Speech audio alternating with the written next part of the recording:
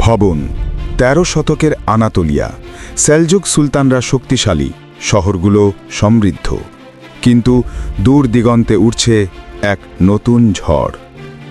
সে ঝড়ের নাম বাইজু নোয়ান, চেঙ্গিস খানের সাম্রাজ্যের এক কঠোর অটল কমান্ডার।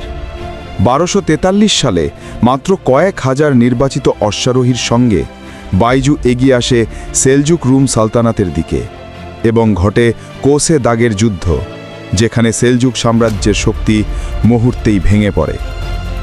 যুদ্ধের পর বাইজু নোয়ান অগ্রসর হয় কাইসেরি শহরের দিকে। সুলতান সাহায্য পাঠাতে পারেননি, শহর আতঙ্কে ভরে ওঠে, আর কাইসেরি পড়ে যায় মঙ্গলদের প্রভাবের নিচে। এই পতন শুধু একটি শহরের ছিল না, এটি আনাতোলিয়ার রাজনৈতিক মানচিত্র পুরো বদলে দেয়। বাইজু নোয়ান একজন কম পরিচিত কিন্তু ইতিহাস বদলে দেওয়া কমান্ডার। আরও অজানা ইতিহাস জানতে ফলো করুন।